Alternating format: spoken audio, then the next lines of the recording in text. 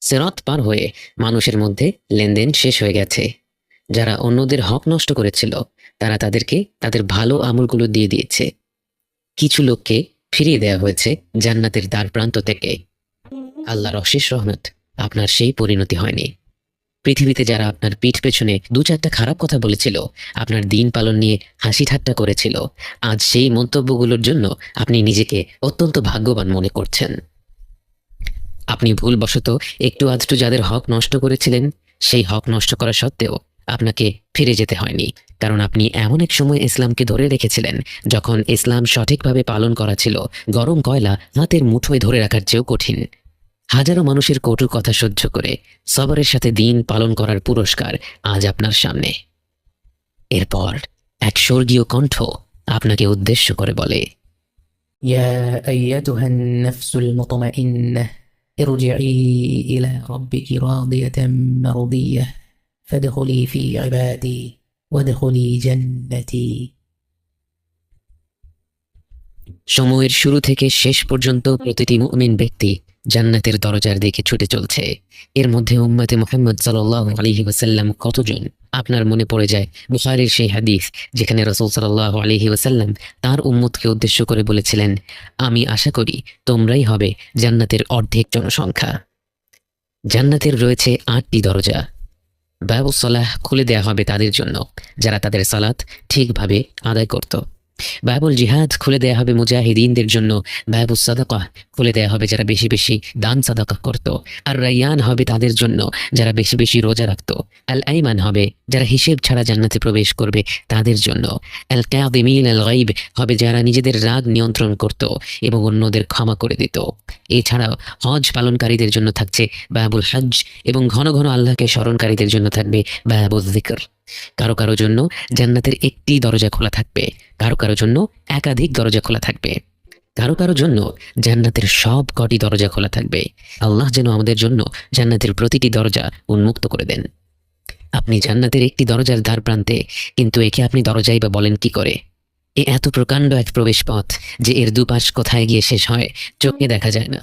মুসলিম হাদিসে বর্ণিত আছে, রাসূল সাল্লাল্লাহু আলাইহি ওয়াসাল্লাম বলেছেন, জান্নাতের দরজার এক পাশ থেকে আরেক পাশ হলো 40 বছরের যাত্রা। জান্নাতের দরজা খুলে দেওয়ার জন্য এগিয়ে আসবেন স্বয়ং রাসূল সাল্লাল্লাহু আলাইহি ওয়াসাল্লাম। জান্নাতের রক্ষী ফেরেশতারা তার পরিচয় জানতে চাইবে। তিনি বলবেন, আমি মুহাম্মদ সাল্লাল্লাহু আলাইহি ওয়াসাল্লাম। তখন তাকে বলা হবে, আপনি সেই ব্যক্তি যিনি না আসা পর্যন্ত আমাদের জান্নাতের দরজা খুলে দিতে বারণ করা হয়েছিল। অতঃপর জান্নাতের দুয়ার খুলে দেয়া হলো। এক অদ্ভুত আলো আপনাদের বরণ করে নিল। অগণিত ফেরেশতারা আপনাদের স্বাগত জানানোর জন্য এগিয়ে আসলো। আপনারা প্রবেশ করা মাত্র তারা বলে উঠল, সালামুন আলাইকুম, সালামুন আলাইকুম, আপনাদের উপর শান্তি বর্ষিত হোক। জান্নাতে অগণিত মুমিন বান্দা প্রবেশ করার পর আপনাদের স্বাগত জানানোর জন্য পরিবেশন করা হলো একটি বিশেষ পানীয়। ويسقون فيها كأسا كان مزاجها زنجبيلا عينا فيها تسمى سلسبيلا। শেষ পানি পান করেছিলেন হাউদে কাউসারে। তখন চিরকালের জন্য আপনার তৃষ্ণা মিটে গিয়েছিল। কোনো প্রকার তৃষ্ণা না থাকা সত্ত্বেও জান্নাতের এই পানীয় পান করে এতটা তৃপ্তি অনুভব করবেন তা আপনি কল্পনাও করেননি। সেই অনুভূতিটি প্রকাশ করা সম্ভব নয়। হয়তো এখন থেকে যেসব অভিজ্ঞতা হবে তার কোনোটি বর্ণনা করা সম্ভব নয়। তাও একটা হালকা ধারণা দেওয়ার চেষ্টা করা যাক। আপনার চারপাশের প্রতিটি মুখ উজ্জ্বল, প্রতিটি মুখ হাস্যোজ্জ্বল। কারো অন্তরে একটি ফোঁটাও মন্দ অনুভূতি নেই, কোনো হিংসা বিদ্বেষ নেই, কোনো আফসোস নেই, কোনো দুঃখ বেদনা নেই। সবাই সবার সুখ দেখে আনন্দিত, সবার মধ্যে এক আশ্চর্য রকমের ভ্রাতৃত্ববোধ কাজ করছে। একে একে নাম ডাকা হবে, সেই অনুযায়ী মুমিন ব্যক্তিরা জান্নাতে প্রবেশ করবে। জান্নাতের সেই অপেক্ষার স্থানে আপনি কতটুকু সময় কাটালেন আপনার জানা নেই। এখানে অপেক্ষা করার সময় আপনার মনে কোনো অস্থিরতা নেই। আপনি বাকি অপেক্ষারত মুমিনদের সাথে হাসি আর আনন্দে সময় কাটাচ্ছেন। অবশেষে আপনার নাম ডাকা হলো। পৃথিবীতে আপনাকে যত ভালো ভালো নামে মানুষ ডেকেছিল, সেই ভালো ভালো নামগুলো ডেকে আপনাকে জান্নাতের ভেতরে স্বাগত জানানো হলো। জান্নাতে প্রবেশ করা মাত্র আপনার অন্তরই যেন আপনাকে বলতে লাগলো আপনার আবাস কোথায়। রাসূল সাল্লাল্লাহু আলাইহি ওয়াসাল্লাম বলেন, প্রত্যেক ব্যক্তি দুনিয়াতে তার ঘর যত ভালোভাবে চিনত, তার চেয়েও ভালোভাবে তার জান্নাতের ঘর চিনবে। আপনি দ্রুত এগিয়ে যাচ্ছেন আপনার ঘরের দিকে, কাউকে কিছু জিজ্ঞেস করতে হচ্ছে না। সেদিকে যেতে যেতে আশেপাশে যা দেখছেন, আপনার কান যা শুনছে, যা কিছু সুবাস নাকে আসছে, সব কিছুই আপনাকে অভিভূত করছে। অবশেষে আপনি পৌঁছে গেলেন আপনার ঘরে। আপনার অন্তর আপনাকে বলছে এটাই আপনার ঘর। কিন্তু একে তো রাজপ্রাসাদ বললেও কম হবে। স্বর্ণ আর রূপা দিয়ে নির্মিত এক বৃহৎ ভবন আপনার জন্য অপেক্ষা করছে, যার স্থাপত্য শৈলী বাকরুদ্ধকর, প্রতিটি কোণে কোণে যার নৈপুণ্য, যার নিচে খেলা করছে স্বচ্ছ প্রবাহমান নদী, যে পানির শব্দে অন্তর জুড়িয়ে যায়। চারিপাশে ঘন সবুজ, আল্লাহর প্রশংসা বাণী থেকে জন্ম নেয়া হাজারো গাছে ছেয়ে আছে আপনার ঘর। জান্নাতে প্রবেশ করা শেষ ব্যক্তিকে দেয়া হবে এমন এক রাজ্য যা গোটা পৃথিবীর চেয়ে 10 গুণ বেশি। একবার চোখ বন্ধ করে কল্পনা করুন, একটি প্রাসাদ নয়, একটি শহর নয়, একটি দেশ নয়, একটি মহাদেশ নয়, গোটা পৃথিবীর সমান এক সাম্রাজ্য, এবং তার সাথে যোগ করা হলো আরও একটি পৃথিবী, এবং আরও একটা, এবং এভাবে করে 10টি পৃথিবীর সমান আপনার রাজ্য। এবং তা হচ্ছে জান্নাতের সবচেয়ে ছোট পুরস্কার। এবং তা তো হচ্ছে পরিমাণের দিক থেকে। মানের দিক থেকে তাকে যা দেয়া হবে তা তো পৃথিবীর কোনো নিয়ামতের সাথেই তুলনা করা যায় না। আপনি আপনার ঘরের দিকে এগিয়ে যাচ্ছেন। আপনার এই রাজ্য পৃথিবীর কত গুণ বেশি বড় আপনার জানা নেই, কিন্তু যেদিকে দুচোখ যায় বিস্ময়কর সব দৃশ্য আপনার মন ভুলিয়ে দেয়। কিন্তু হঠাৎ আপনি থমকে দাঁড়ান। সময় যেন থেমে দাঁড়ালো। স্বর্গীয় এই জগতের সব দৃশ্য যেন মলিন হয়ে পড়ল। আপনার চোখ পড়ল আরেক জোড়া চোখের ওপর। আপনি ভাষা হারিয়ে ফেলেছেন। আপনি ফিরে গেলেন বহু বছর আগের দুনিয়ার সেই জীবনে। মায়া ভরা দুটি চোখের দিকে তাকিয়ে আছেন। প্রথমবারের মতো মন ভরে দেখছেন আপনার জীবন সঙ্গীকে। অজানা সব অনুভূতির ঢেউয়ে ভেসে যায় আপনার হৃদয়। অনেক স্বপ্ন আঁকছেন মনে মনে। চূড়ান্ত স্বপ্ন একটাই, একসাথে জান্নাতে যাওয়া, অনন্তকালের জীবনের সঙ্গী হওয়া। চোখের পলক পড়ল, ফিরে এলেন বর্তমানে। আপনি চেয়ে আছেন সেই অতি পরিচিত চেহারাটার দিকে, কিন্তু সেই চেহারা তো আর আগের মতো নেই। সৃষ্টির সব সৌন্দর্যই তো মনে হয় আল্লাহ তার ভেতরেই গেঁথে দিয়েছেন। আপনি চেয়ে আছেন আপনার স্ত্রীর দিকে, উনি চেয়ে আছেন আপনার দিকে। প্রবাহমান নদীর ছলছল শব্দ আর পাখির গুঞ্জন ছাড়া আর কোনো শব্দের প্রয়োজন হচ্ছে না। কোনো কোনো উলামারা বলেন, জান্নাতে যখন স্বামী স্ত্রী একে অপরকে প্রথমবারের মতো দেখবে, তারা একে অপরের দিকে মুগ্ধ হয়ে চেয়ে থাকবে 40 বছর। আপনার মনে হলো 40 বছর তো নয়, যেন 2-1 মুহূর্ত কেটেছে মাত্র। যতই দেখছেন ততই মন ভরে যাচ্ছে, আবার মনে হচ্ছে এখনো মন ভরেনি। আপনি আর আপনার জীবন সঙ্গী, অনন্তকালের জীবন সঙ্গী, যার সাথে এখন আর কোনো কথা কাটাকাটির সুযোগ নেই, যিনি আপনার কোনো কাজে আর বিরক্ত হবেন না, যার সাথে এখন হবে ভালোবাসার সম্পর্ক, যা দিন দিন কমবে না বরং বেড়েই চলবে। সেই ভালোবাসার মানুষটাকে নিয়ে আপনি ঘুরে দেখতে লাগলেন আপনাদের জান্নাতের আবাস। উপরে আকাশমণ্ডলী ভরা উজ্জ্বল নক্ষত্রের ন্যায় কি যেন জ্বলজ্বল করছে। আপনারা বুঝতে পারেন তারা হচ্ছেন জান্নাতের আরো ওপরের স্তরের জান্নাতবাসীরা। কিন্তু আপনার মনে কোনো আফসোস নেই, আপনার মনে কোনো হিংসা নেই, আপনার অন্তর্ভর্তি কৃতজ্ঞতা। আর যারা আপনার চেয়েও বেশি কিছু পেয়েছে তাদের প্রতি সম্মান ও ভালোবাসা। জান্নাতে কোনো খারাপ অনুভূতি নেই, জান্নাতে রয়েছে শুধুই সুখ। আপনি আপনার প্রাসাদের ভেতরে গেলেন, সেখানে দেখলেন فيها عين جارية فيها سرر مرفوعة وأكواب موضوعة ونمارق مصفوفة وزرابي مبثوثة متكئين فيها على الأرائك لا يرون فيها شمسا ولا زمهريرا ودانية عليهم ظلالها وذللت قطوفها تذليلا ويطاف عليهم بآنية من فضة وأكواب كانت قوارير من فضة قدروها تقديرا। আপনি হেলান দিয়ে বিশ্রাম নিচ্ছেন সম্মানিত আসনে বসে।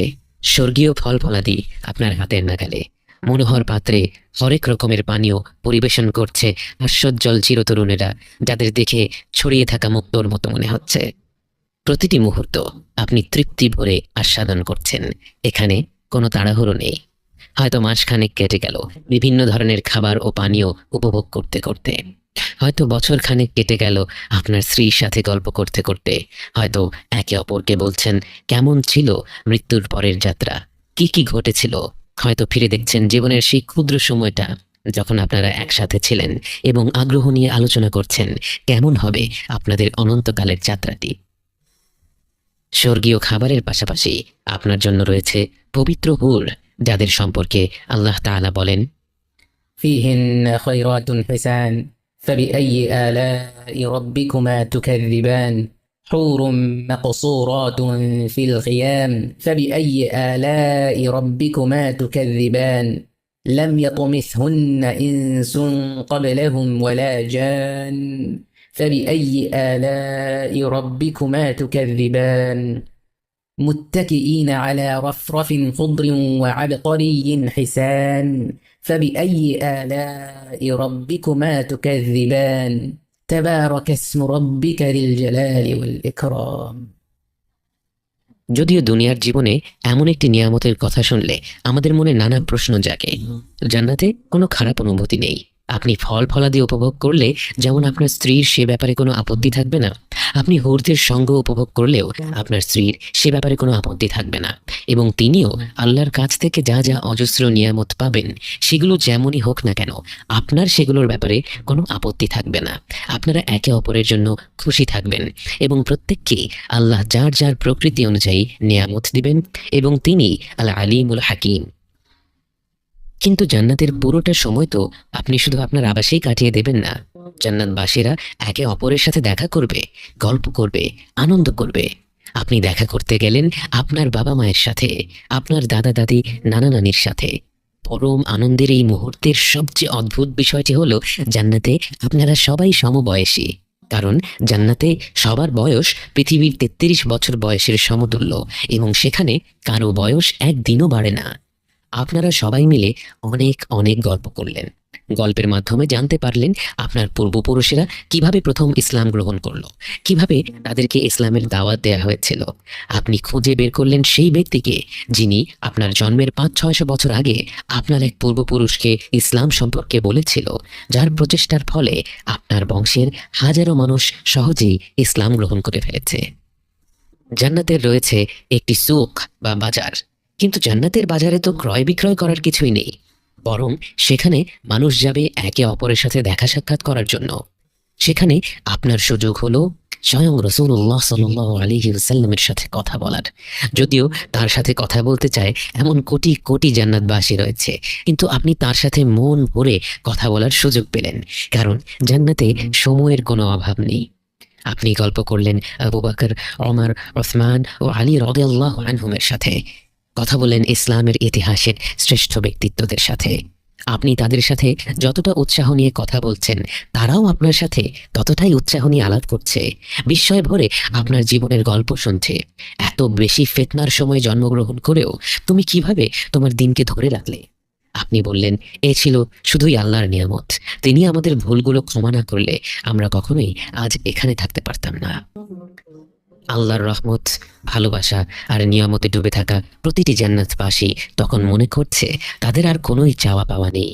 মানুষ যে সৃষ্টিগতভাবেই এমন যে তাকে এক পাহাড় সমান স্বর্ণ দেয়া হলে তার মনে 2 পাহাড় সমান স্বর্ণ পাওয়ার আশা জাগে, যে স্বভাবগতভাবেই একটু বেশি চাইতেই থাকে, কখনো সন্তুষ্ট হয় না, সেই মানব সন্তানকে জান্নাতে এত বেশি নেয়ামত দেয়া হয়েছে যে সে সেখানে পুরোপুরি সন্তুষ্ট। তার অন্তরে আর কোনো চাহিদা নেই।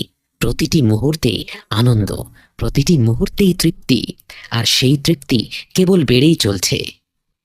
এমন অবস্থায় একটি ঘোষণা শোনা যায়, হে জান্নাতীরা।